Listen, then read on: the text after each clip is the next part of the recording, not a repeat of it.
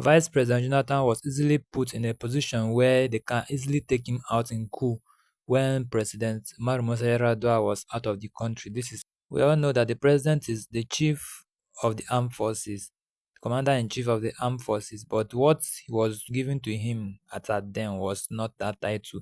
He was in charge of the country at the time, but for the armed forces, he was not in charge of them until they finally give him charge. But before that period, there was a lot of issues in the country. Please watch. There's always balancing between North and South, Muslims and Christians. And Yaradua was a Northern Muslim, who was the president. And he took over from a Southern Christian, Obasanjo, who ruled for 8 years. So definitely the Northern Muslims wanted Yaradua to at least do 8 years before he could come back to the South for another, probably a Christian, to take over. But well, the health issue came up, and it was the problem. And that is why even to allow me to act was an issue. When Yaradua was going for the medical checkup, actually a letter was written. Of course, the Constitution says that for the Vice President to act, the President would send a letter to the Senate and the House of Reps, informing them. That letter was written, but the person who the letter was handed over to, I will not mention the name to you now, was one of the aides of Yaradua, refused to submit the letter to the National Assembly. Call these names. President Goodluck Jonathan, please call these names. And Yaradua became so ill that he had no control of issues. So we had a country where the president was not available and there was no acting president. Yes, as a vice president, you can take over the responsibilities of some responsibilities of the president. You know, the president of Nigeria has two main responsibilities. First, you're the chief executive of the country, just like a prime minister of a country. That the vice president can assume, wait, you don't need any transfer. And I was doing that because we're having an executive council meeting, we're approving memos from ministers, so the government was going on. But there was no commander-in-chief. What is the second responsibility of the president of Nigeria, besides being the executive head of the country? And there's nothing like acting commander-in-chief. Either you're a commander-in-chief or not. But when you become an acting president, you are at the same time a commander-in-chief.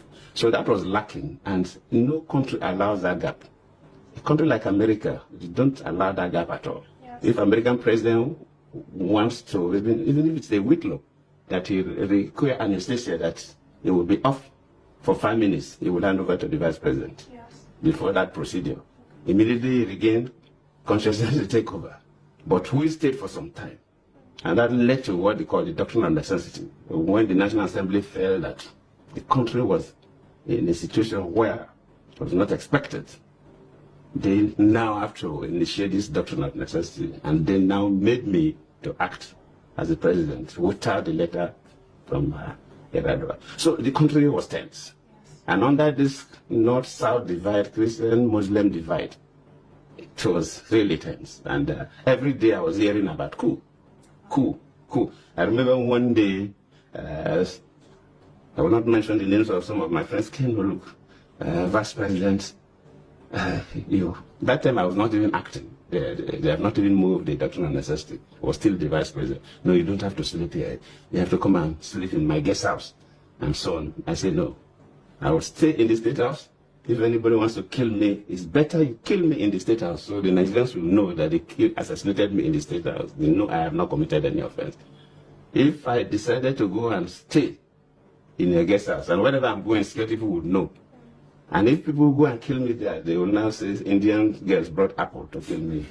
And I wouldn't want those kind of stories. But if they assassinate, it's better that I die here in the state house than being assassinated outside the state house. Because all kinds of stories will come up. So that was how tense it was. And to me, I was not bothered. Really, I was not bothered. And I was very calm. But that was the scenario. You even telling us that you cannot call it for now. That means these persons are alive. They are still alive. And this is the time that they get to defend themselves. You don't wait until when the person is dead, then you start talking, or when you want to go and write in a book. That time they are not. That's why I like Very Dark Man. He can never be sure of something to this extent. and he will tell you he don't want to call the names. Why don't you want to call the name? The fact is that if we keep hiding truth this way, if we keep protecting the images of people, I don't think we are ready. I don't think we are ready. I don't think we are ready. This is actually very, very annoying. President Goodluck Jonathan, whoever was in charge, who kept that letter from reaching National Assembly, call the person's name. And whoever asks you to go and hide in his house, call their names. They might be your friends. They might be saying what they might be trying to help you, like genuinely trying to help you. It's normal, it's okay, but call their names. Let them come out and tell us why they did it. We need to know whoever has a hand in this country's affair. This is all matters made audible. Please like, comment, share, and subscribe so that I can always see ourselves. Shalom.